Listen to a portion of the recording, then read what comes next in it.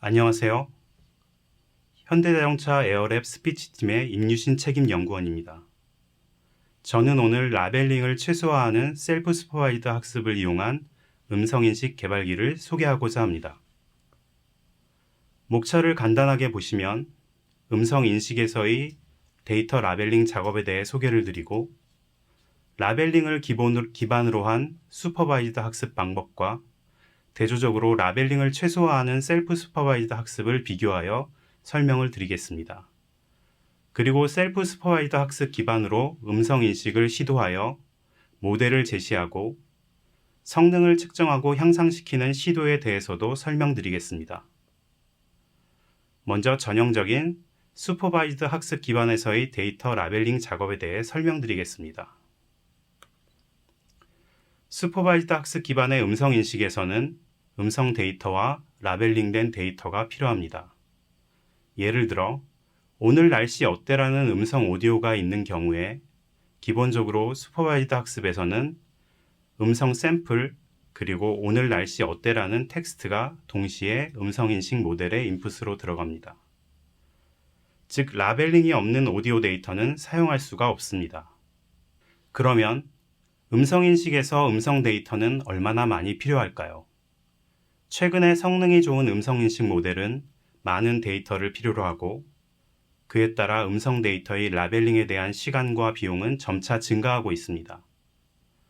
음성 데이터는 이미지처럼 눈으로 보고 바로바로 라벨링을 할 수 있는 것이 아니라 오디오 파일 각각을 다 듣고 라벨링을 해야 합니다.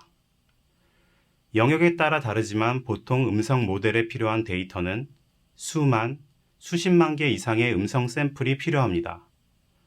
이러한 음성 샘플의 라벨링에는 수십 명의 작업자가 몇 달 이상을 작업해야 하며 새로운 데이터가 지속적으로 들어오고 작업은 끊임없이 이어집니다. 또한 이러한 작업은 작업자의 숙련도에 따라 속도, 품질의 차이가 커서 작업량을 가늠하기 힘듭니다. 라벨링에 전적으로 의존하는 이러한 슈퍼바이드 학습 방법을 극복하고자 하는 많은 노력들이 최근에 이루어지고 있습니다. 셀프 슈퍼바이드 학습은 언슈퍼바이드 학습 방법론으로 레이블이 없는 데이터를 주로 활용하여 데이터의 리프레젠테이션을 잘 배우는 것이 목적입니다. 셀프 슈퍼바이드 학습을 설명드리기에 앞서 먼저 아까 잠시 설명드렸던 슈퍼바이드 학습을 좀 더 자세히 살펴보고자 합니다. 그림을 보시면 오늘 날씨 어때라는 음성이 있고 이것은 라벨링이 필요합니다. 음성과 라벨링이 함께 쌍을 이루어 모델에 들어가고 이것은 학습된 리프레젠테이션을 만들게 됩니다. 예를 들어 1000개의 음성 샘플이 있다면 각 1000개의 라벨이 필요합니다. 이것이 전형적인 슈퍼바이드 학습의 과정입니다. 이렇게 라벨링이 된 데이터만 필요한 슈퍼바이드 학습과 달리 셀프 슈퍼바이드 학습은 라벨 데이터를 최소화할 수 있는 방법입니다. 셀프 슈퍼바이드 학습은 프리트레인, 트랜스퍼 러닝 두 단계의 과정을 통해 이루어집니다. 첫 번째 단계의 프리트레인 학습은 오늘 날씨 어때와 같은 라벨이 전혀 필요하지 않으며 단지 데이터의 리프레젠테이션만을 잘 학습하는 것이 목적입니다. 두 번째 단계는 트랜스퍼 러닝입니다.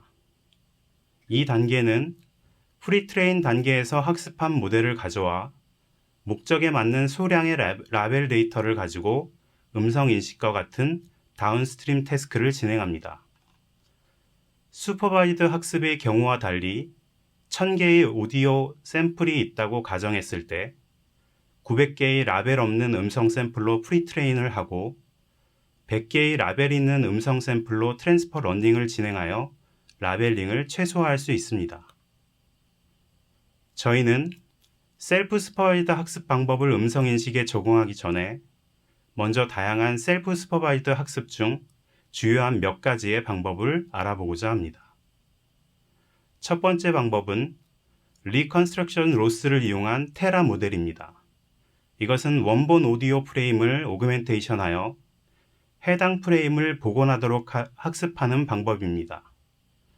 오그멘테이션은 오디오 프레임을 가로, 세로로 랜덤하게 마스킹을 하고 모델에 인풋으로 넣어 모델이 마스킹한 부분을 복원하도록 학습이 유도되며 원본과 비교하는 리컨스트럭션 로스를 사용합니다.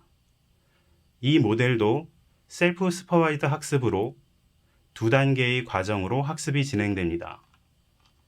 첫 번째 단계에서는 왼쪽의 그림처럼 원본 오디오 프레임을 라벨 없이 리프레젠테이션만을 학습하고 두 번째 단계에서는 오른쪽 그림처럼 첫 번째 단계에서 학습한 모델을 가지고 소량의 라벨이 있는 데이터를 활용하여 트랜스퍼 러닝을 진행합니다.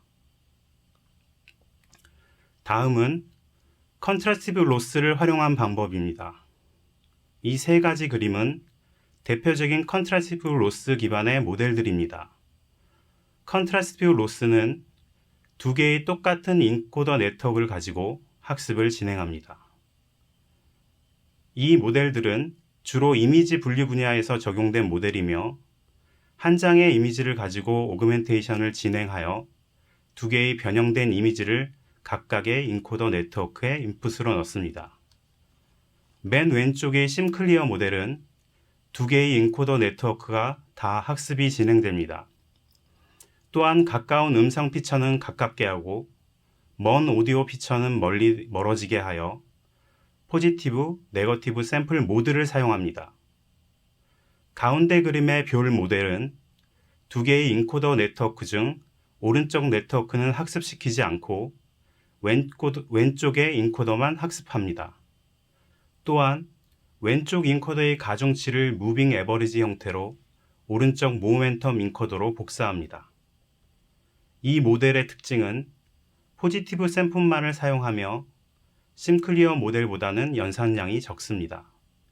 맨 오른쪽의 심시한 모델은 별 모델과 다르게 무빙 에버리지, 즉 왼쪽 인코더의 가중치를 오른쪽 인코더로 복사하는 과정이 제거되어 학습 시 연산량이 더 적습니다.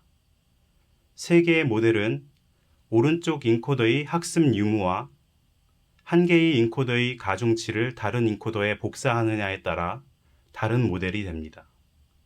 중요한 것은 두 개의 인코더 네트워크를 비교하는 컨트라스티브 로스를 통해 학습한다는 공통점이 있습니다. 이제까지 다양한 셀프 슈퍼바이즈드 기반 모델을 살펴보았습니다. 이제 저희는 셀프 슈퍼바이즈드 기반의 음성 인식 모델을 참고 사례를 살펴보고 저희가 기반으로 선택한 모델과 그 모델을 기반으로 제시한 음성 인식 모델을 소개해 드리고자 합니다. 이 참고 사례는 스피치 심클리어입니다. 이 논문은 심클리어 모델을 음성 인식 분야에 적용한 것으로 컨트라스티브 로스를 기반으로 두 개의 인코더가 모두 학습을 진행합니다. 인코더는 트랜스퍼 모델을 사용하였으며 하나의 음성 샘플을 오그멘테이션하여 각각 두 개의 인코더에 인풋으로 넣습니다. 또한 이 논문의 특징적인 부분은 기본 컨트라스티브 로스 외에 추가적으로 리컨스트럭션 로스를 사용한 점입니다. 리컨스트럭션 로스는 음성 샘플 원본과 네트워크 아웃풋을 비교합니다. 본 논문에 따르면 적절한 비율로 리컨스트럭션 로스를 추가하면 성능 향상을 할 수 있고 그것은 다양한 오그멘테이션 방법에 따라 결과가 달라질 수 있음을 실험적으로 보여줬습니다. 위의 다양한 셀프 슈퍼바이즈드 모델들과 살펴본 참고 사례를 기반으로 저희는 각 모델들의 특징을 요약 비교해 보았습니다. 저희가 고려해야 하는 요구사항은 리소스의 제한입니다. 리소스는 학습 데이터의 양과 학습 시간과 밀접한 연관이 있으며 그것을 최소화하며 성능을 유지할 수 있는 모델을 고려했습니다. 표를 보시면 심클리어와 모코와 같은 모델은 포지티브 샘플 외에 네거티브 샘플도 사용하며 별이나 심시한 모델에 비해 상대적으로 연산량이 많습니다. 또한 모멘텀 인코더의 존재 유무, 즉 가중치 복사의 존재 유무에 따라서도 분류할 수 있는데 모멘텀 인코더가 없는 것이 학습 시 상대적으로 연산량이 적습니다. 저희는 우선적으로 학습 시 연산량이 적은 별, 심시한 모델을 고려해 대상으로 삼았습니다. 또 한 가지 여기서 눈여겨봐야 하는 것은 학습 진행 과정에서의 성능 향상 속도입니다. 우측 에포크 부분을 보시면 상대적으로 짧은 학습 시간에도 불구하고 성능을 빠르게 올리고 최고의 성능을 유지하는 모델은 뷸 모델입니다. 앞에서 보신 것처럼 뷸 모델은 네거티브 샘플을 사용하지 않고 포지티브 샘플만을 사용하여 학습 리소스를 절약할 수 있으며 짧은 학습 시간에도 최고의 성능을 기대할 수 있습니다. 하지만 이 모델은 이미지 분류 분야에서 적용된 것이 전부이고 음성 인식 분야에 그대로 적용할 수 있을지는 미지수입니다.